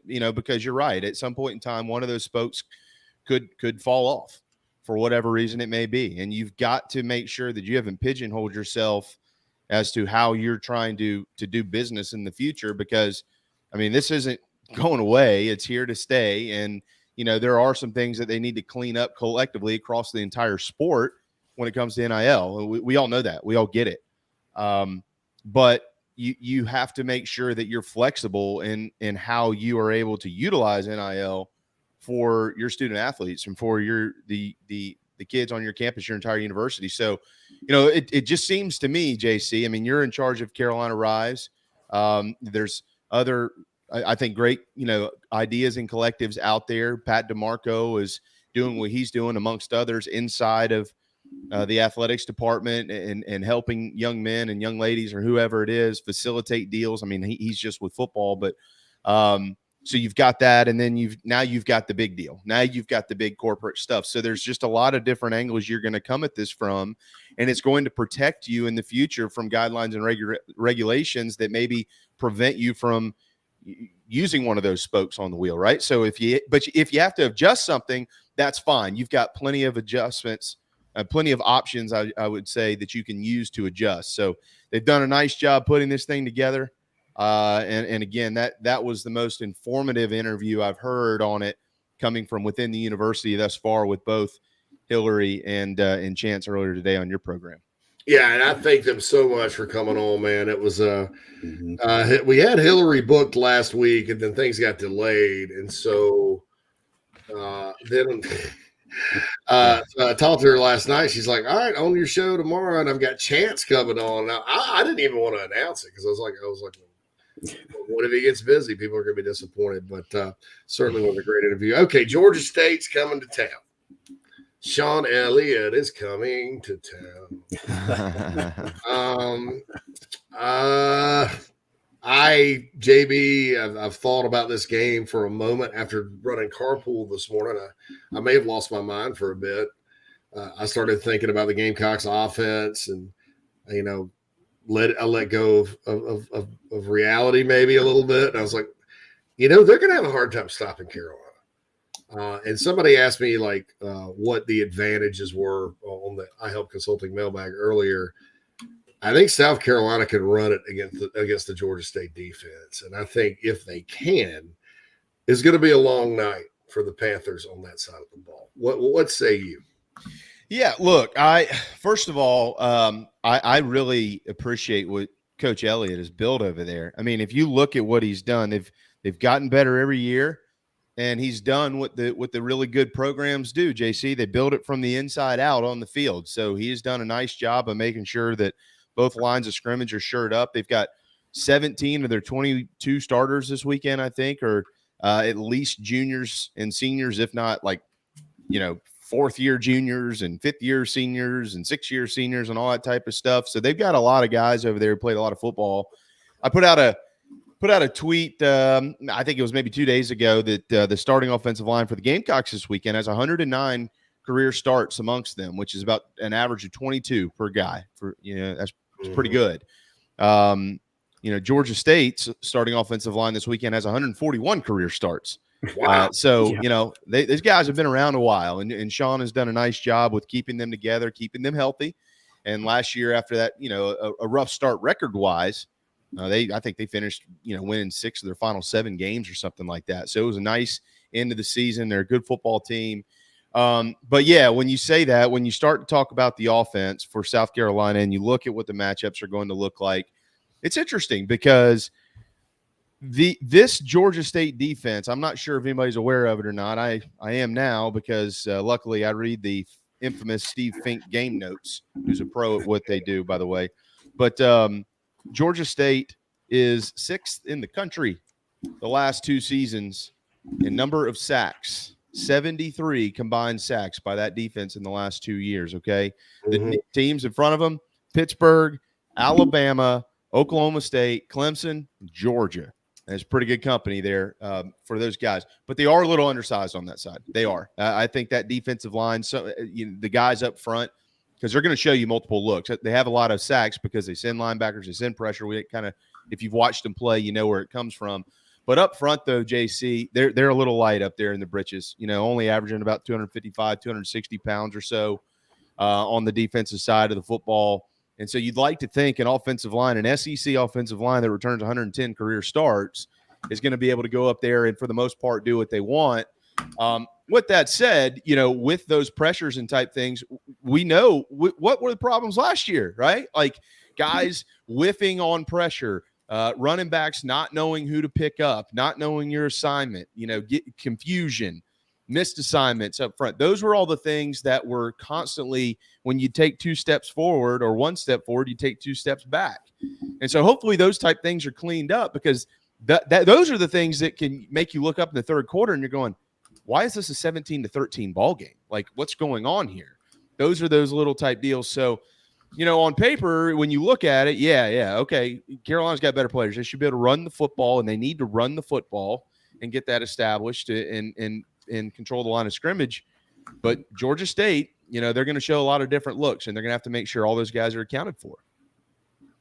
Absolutely. That's been the worry with me like the whole time, because you watched that Tennessee game a few years back. Tennessee wins 38-30, but Georgia State's defensive front just wreaked havoc on a Vols offensive line that stunk the first part of the year but put it together, and they ended up winning 8 games and had a lot of highly touted guys that went on to start at other places once they left. And they attack you, and they're not, passing game wise, Spencer Rattler's going to have to be sharp, man. And the line's going to have to play their assignment. And I hope they have a good game plan to counter it. Now, a team that wants to do that to you all the time, there's ways to make them pay.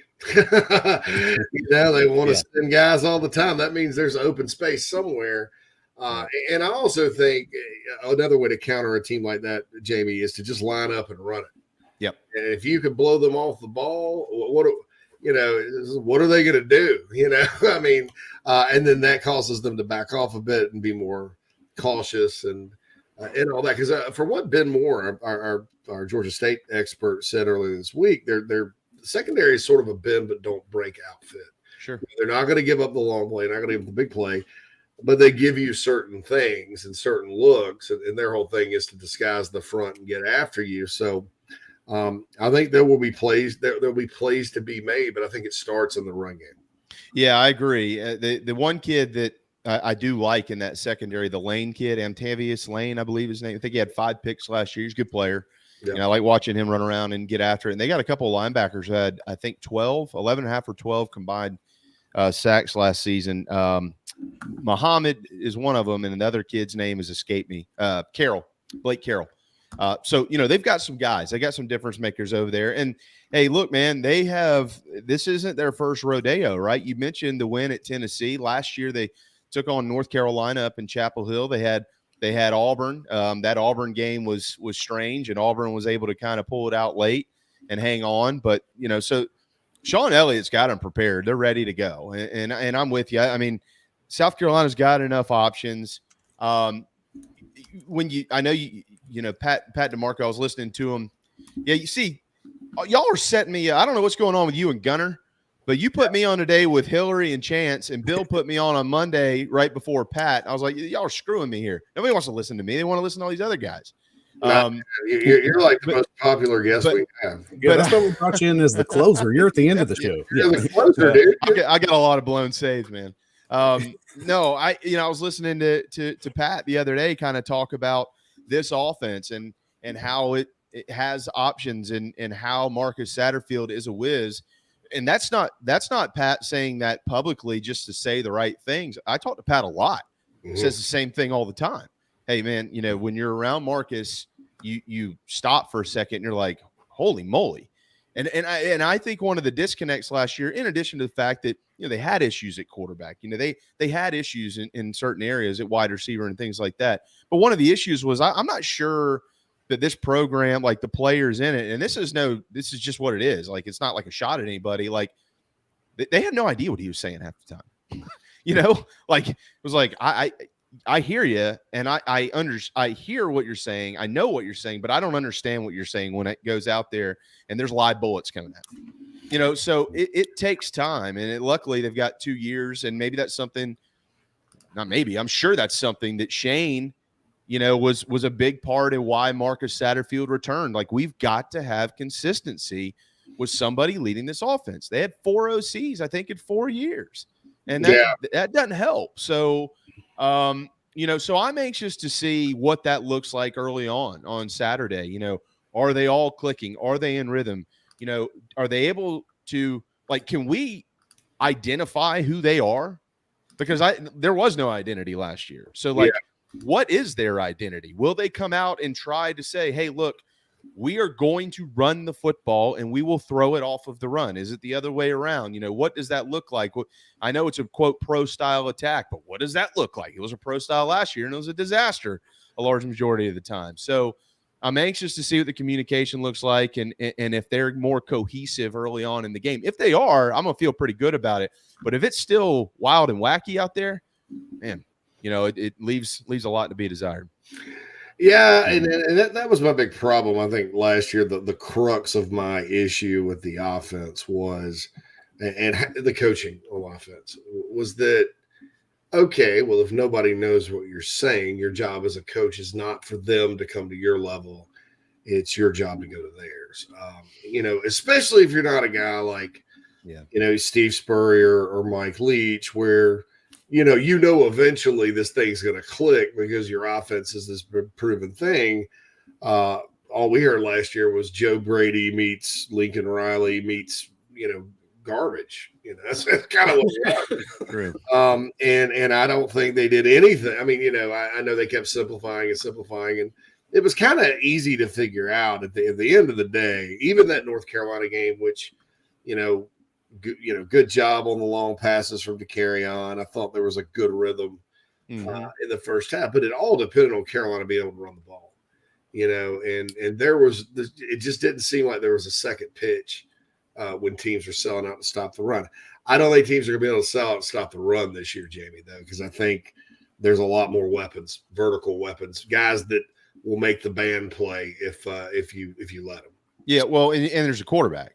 I mean, that's what it comes down to, right? I mean, you've got a guy. Look, if Spencer Rattler, I mean, he's learned this new system from what he came into. Mm-hmm. But if you have a busted play, if you have miscommunication or a missed assignment, or there is something that goes wrong, you have a guy that's been in the fire a lot now. So he at least understands enough football. I mean, I'm not talking about I don't know these things. Like if Marcus Satterfield, which he's not because he's in a press conference, was watching this right now, I'm not going to sit here and try to spew out a bunch of things about this offense because I have no idea. But we do understand what it takes to be an elite level quarterback, or at least in a difference maker at quarterback, right? I think we all understand that. And sometimes it's just being able to create something out of nothing. And so if it all goes awry, you have a dude who at least understands, okay, well, this guy should be in this space. So I can at least, maybe take a step or two, get out of fire here and just let it rip and let's see if we can make something happen. Last year, you didn't have much of that. I mean, you just didn't. I mean, you had them, and there was no disrespecting those guys. Zeb Nolan gave everything he could, but he just couldn't move like that. Doty was hurt. Gauthier wasn't ready. Jason Brown wasn't, and regardless of what people think, JC, as you and I discussed multiple times, was not ready for a while. When they finally got him in there, was as close to ready as he had been, and then he kind of got himself into it. And then we saw, Joyner at the end of the season in the bowl game. So, they didn't have that guy who could just get creative, spur of the moment, make something happen. Now you do. And you have all of those additional weapons. Like you mentioned, you bring in an Austin Stogner and a Juice Wells and all those type guys in addition to everything else you already had and more. So it is different. It's probably still going to take a little bit of time to really mesh. It's game one. Even sometimes the Alabamas and the Georgias take a little while to get things figured out. But it's certainly much more exciting and seems much more promising than it did last year, even when they blew out Eastern Illinois. And we walked out of there going, yeah, that offense, so it just doesn't look good after scoring, a total of 46 points. Okay, 40, yeah, that was fool's gold in a lot of ways. I thought there were some, well, Eastern Illinois wasn't good. Eastern Illinois, Charleston Southern are the two worst teams I think I've ever seen South Carolina play. Just to be straight and honest with you. Well, that Kent State in 95 was pretty bad too. 77-14, I remember it well. Yeah. That's Lou Holtz's album on That's my alma mater and Nick Saban's alma mater. They're not physical enough. And I think Satterfield's interesting because, like, when you talk to people, there are a lot of opinions about what exactly happened last year, and I'll never, ever, ever believe it wasn't too complicated. And I always believe that great coaches, coach to their players. But I do think, what he showed me last year, I think the guy is creative and he is innovative and he runs, and I talked to other college football coaches who watch South Carolina on offense. He runs good stuff like that, like play to play. You break it down and you go, great play design there, man. That's very innovative, whatever. Well, they got that guy open. That guy should have been open, quarterback one-hopped it or whatever. So, you could see a complete 180 on the narrative about Marcus Satterfield this year. And I'll gladly say, well, yeah, it's probably because he's playing 4 quarterbacks. And another part of it is, and you mentioned this before, that big experienced offensive line South Carolina has when Sack came in. And I do believe in his system, it's a different fundamental style of blocking, what he's looking for in that department. Way different than Mike Bobo. Even though Mike ran some of the same plays, the blocking scheme's different. And then Mike was way different than what Brian McClendon was doing. And so 3 coordinators in 3 years, and then this is fundamentally more complex, you're probably going to have a learning curve. So that, I think sometimes we all get lost. The transition can hurt. That's why people like experience coming back, right? That's why they like consistency in football, because transition can throw you off. So, we could see a complete 180 with it. Or it could stay the same. Nothing would. No, I do think they're better. But you got to be a lot better if you want to kind of get where you want to go. I mean, I'll say that. I mean, most people, JC, that are speaking about South Carolina right now are being cautious with their comments. Rightfully so. I've been very cautious with mine. I understand that. I will say this though, they have a good football team, but that doesn't mean that they're going to go out and win 8 games. The SEC, South Carolina's got a good football team. Tennessee has a good football team. Kentucky has a good football team. I'm talking about the players. Okay. Florida thinks they have a good football team. We know what the West has. There's a lot of good football teams in this league. So being a good football team doesn't mean you're going to just win a bunch of games. It just doesn't. Being a good football team actually can also mean that you might lose a game you're not supposed to lose. So we don't know how it's going to unfold. I do think they're better. I think they feel much better about themselves, and I'm excited to see that. And I'll tell you too, I like a specific instance for me. I don't follow it all, but you do see it. Like a guy like Spencer Rattler, how large of a chip do y'all think he has on his shoulder right now? He's not in the Manning top 30. Nobody wants to give him any credit for anything that he's basically done. I mean, they built him up after he played so well 2 years ago and then immediately just tore him down. He's transferred out. He's in South Carolina. You know, it's like I don't know if it's disrespect or if it's more disregard. You know, like let's see if he's actually in anything. I don't know. But every conversation about Spencer Rattler is just one big question mark. I don't know about him. I mean, I agree with Shane a couple weeks ago. In what world are we in that this Manning watch list doesn't have Spencer Rattler as one of the top 30 quarterbacks in the country? People don't know talent. They don't understand. They equate talent to brand, and I think the playoff has something to do with that. But it's like, oh, Spencer Rattler. Well, he's in Oklahoma. Oh, they're fun to watch, even though nobody plays defense in that league. It's almost like JC. Like, I'm sorry to interrupt, but it's almost like I don't know. Every quarterback that went to Oklahoma under Lincoln was really good. No doubt, it's lazy. It's just lazy. Yeah. I think, coming from recruiting, players are players. Like you can't sit there. Now, look, if Paul Johnson had recruited Colin Hill to play quarterback for him, then Colin Hill does not project right in that offense, the option that Georgia Tech's run. Probably not. There are things like scheme fit you have to take into consideration, but Spencer Rattler's the greatest thing since sliced bread. All of a sudden, he gets beat out by a quarterback with wheels, and we've seen that happen in lots of places. I don't think Oklahoma was all that great up front last year. And then comes South Carolina, and you've mentioned this before. If he were at a brand name school, they'd be talking about how he was like a difference maker. Oh, what if he was at Tennessee? Even Ole Miss with Lane Kiffin, because everybody was like, "Oh wow, that was fun! Oh, that was fun to watch." Exactly. So, is this more reflective? The national conversation, is it more reflective of Spencer Rattler, or is it more reflective of South Carolina?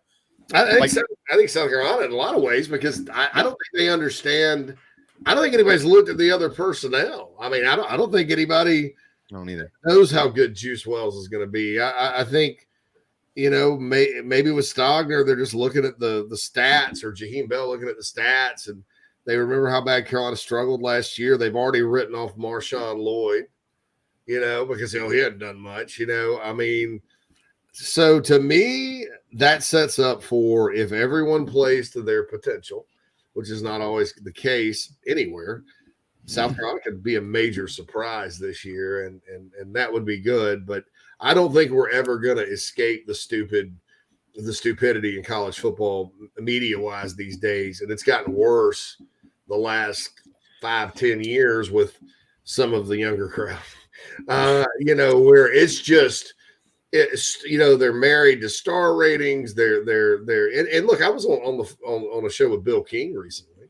Mm-hmm. And he said they just don't make them like you guys back in the day, and they don't. And I think it all starts with recruiting, and people don't know what the hell they're doing, how to even evaluate. They don't think about things. They're obsessed with brands. They just automatically chalk it up. And then the national media feeds off that and says, well, all these teams have all these best players. And really, honest to God, guys, there's one team in the country that's had the best players for about 14 years. And we're living through the greatest dynasty in the history of college football. And you can lump all these other schools in with them if you want, but nobody's as consistent as they are, and that's Alabama. So, to be honest, this whole let's give Oklahoma the benefit of the doubt. Oklahoma doesn't play in the SEC yet, man. That drives me nuts. That drives me nuts with the narrative on Rattler. And I say that admitting that as an analyst, when he came out of high school, I didn't think the kid was number one quarterback. I thought, he's pretty good. I thought, again, people were seeing Kyler Murray, but 2 inches taller. And that really wasn't the case either. No, it wasn't. And I just hope that I mean, we have to see it all, but personally speaking to Spencer, and I'll keep it short, I just hope that helps propel him to play even better than we're hoping to see him play, because this week he will be the talked about quarterback in the game. There's no doubt. I mean, he'll always be talked about, but I mean, he is the better quarterback this week. But weeks 2 and weeks 3, that the conversation is going to shift itself a little bit. I mean, people are in love with KJ Jefferson, and I understand that. I think that kid's fantastic. I love watching him play. People are in love with Stetson Bennett. Love watching him play too. But I will say this. If you had said today, with the team that you've got right now, everybody on the offense at South Carolina, and you said, all right, you pick one of these guys, you get Stetson Bennett and Spencer Rattler. Who y'all picking? Spencer Rattler. Yeah. No offense to Stetson Bennett. I'm not trying to take a shot at this kid, but that freaking Georgia football team that he plays on is like ludicrously good. Mm-hmm. I mean, they were last year. They won the national championship. I mean, I love him, but like from a who's the better quarterback, like who do I feel more comfortable with? Who's the difference maker? No. I'll take Rattler. Look, man, JT Daniels, I think, starting for West Virginia in the backyard brawl. And I thought JT as a junior, if he hadn't come out early and gone to Southern Cal, he'd have been the number 1 guy in the country the next year. But he said the ACL injuries could never shake Stetson Bennett at Georgia, despite what their fans thought. Now he's at West Virginia. He is getting infinitely more hype than Spencer Rattler. Also, Jackson Dart, who may not even start at Ole Miss, that started last year at Southern Cal for a minute. He's getting. I mean, it's something to where I think if we covered another school, we'd probably start thinking the same thing about the lack of respect. You just got to kind of find some place on Carolina's level and go from there. All right, Jamie, do you have a score prediction for this weekend? Well, I think it's honestly, I do think that this is going to be a little bit of a dogfight early as both teams try to get their feet underneath them. Georgia State, a lot of credit to Sean, as we mentioned earlier. They have run the football and run the football and run the football. And the best numbers I can give you for that are that last year they didn't change who they were just because they were playing North Carolina or just because they were playing Auburn last year, guys. 92 carries between those two games combined for their running backs. 448 rushing yards on the ground in those two games combined. That's pretty good. And when they were at Tennessee the year before that, they went up there and ran for 213 yards on 53 carries. So they're not going to change who they are just because they're coming into the house of an SEC program with an SEC defense. They are going to run the football. So stop the run. If you stop the run for South Carolina, you're going to win the game. I don't think that there's a whole lot to it other than that. Stop the run, you'll win the game. Establish the run, and you'll probably separate yourself in the ball game. I'm going to give them at least 30, maybe a 31, 34, 17 type game, 14, something like that. It'll be a nice opening week win. I don't think it'll blow anybody's brains out. If they do, that's good. But I think it'll be a nice week 1 win where we'll go, okay, they got some things to work on because they got a tough couple weeks coming up. I do think they cover that spread that everybody's talking about. And I like the Gamecocks, and hopefully Saturday night at Williams-Brice Stadium with all the new stuff is on fire. I think it will be. Yeah, definitely should be. Mm-hmm. Well, JB, next time we speak, barring like emergency breaking news, Will 52-13 will take it all day. The most points ever scored in an opening game for Carolina was in 2011. You remember that? When Garcia had to come in and spell Connor, 56-37 up there in Charlotte against DCU. Yeah, Lincoln Riley was the OC at East Carolina at that point. They got a 17 zip, and then that was a scary day. Marcus Lattimore and Garcia when Garcia came in, Lattimore went crazy, and Antonio Allen, I think, had like a pick 6 in that one, and that kind of set the tone for his big year. But that was, as an interesting game, that was the first of the Charlotte games, and that was kind of when the water started being poisoned by playing in that stadium. Even though the Gamecocks are 4-2. I was about to say. They actually played pretty good up there, except for twice. Yeah, they played those back-to-back games. I mean, everybody beats them up about playing the games. They had no business winning that 2015 game against North Carolina, and they did it. So, Sky Moore did it. So Sky Moore and Sean Carson with a big run there at the end, and then last year, so we could talk about Charlotte in the offseason. All right, JB. Yep. We will talk with you next Good week. stuff. Good show today. Y'all did a good job. I didn't get a chance to watch all of it, but Chance and Hilary, they were good. Oh yeah, we'll get it up. We'll get it up, and you can review it there. Thanks, Sounds JB. good. Look at Phil. Manscaping's looking good, man. Thanks. Yeah. Yeah, there he is. He's got it works all over, right? Yeah. Hey, everywhere. Yeah. Code Big Spur, 20% off, free shipping. That's right. All right. Yep. See ya. All right, guys. Bye, JB. Okay, so here we go. We are out of time today on Inside the Gamecocks, the show. I almost said the Big Spur show. The Big Spurs, but yeah. Big Spur show. Woo! Anyway, we'll be back tomorrow. Chris Phillips joins us. Wando's Friday, right? So it's Chris Wando's Friday. Brad Crawford.